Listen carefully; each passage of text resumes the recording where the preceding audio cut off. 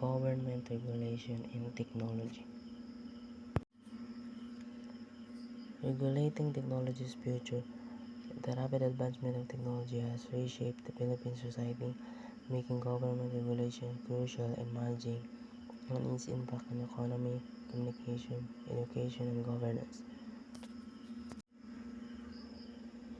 The governments need to be involved in technology to ensure its safe, fair, and inclusive use in society. By creating regulations and policies, the government can protect citizens' rights, support innovation, promote economic growth, and prevent misuse of technology such as cybercrime, data breaches, and digital scams. Key government agencies involved in technology regulation.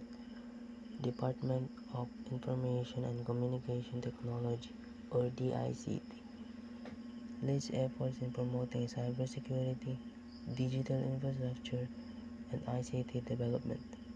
Implements the National ICT Ecosystem Framework, or NIEF, which outlines digital priorities. The role of DICT is that they are who develops and implements ICT policies, promote cybersecurity, expand internet access, improve digital government services, support ICT education and training.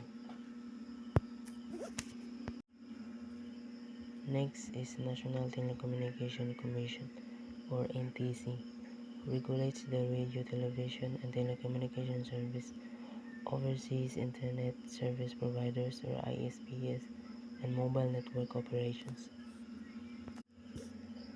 These are the roles of responsibilities of NTC, or National Telecommunication Commission. Regulate telecommunication companies, monitor and set guidelines for telecom companies like Globe, Smart, and Dito. Uses, license, and permit. The NTC authorizes the operation of radio, TV, and internet services providers, then monitors internet speed and service quality, protect customers' rights, handle compliance, and enforce penalties for service violations, and support digital infrastructure. And last, the Cybercrime Investigation and Coordinating Center, or CICC. It handles the enforcement of cybersecurity measures and digital crime investigation. The role of CICC is to investigate cybercrimes, coordinate with law enforcement agencies like PNP, NBI, and other agencies, develop cybersecurity policies, promote cyber awareness, monitor online threats. Key technology regulation and laws. Data Privacy Act of 2012, Republic Act number 10173. It ensures user privacy and it requires organizations to implement data protection measures. Cybercrime Prevention Act of 2012, Republic Act number 10175. It criminalizes online offenses such as hacking, cyberbullying, identity theft, and online libel. SIM Registration Act, Republic Act number 11934. It mandates the registration of SIM cards to prevent scams and enhance mobile security. E-Commerce Act of 2000, Republic Act number 8792. Legitimize electronic contract and online transaction.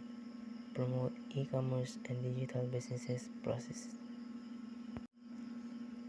And lastly, Free Public Internet Access Act, Republic Act number 10929. It aims to provide free Wi-Fi in public places like parks, government buildings, and schools.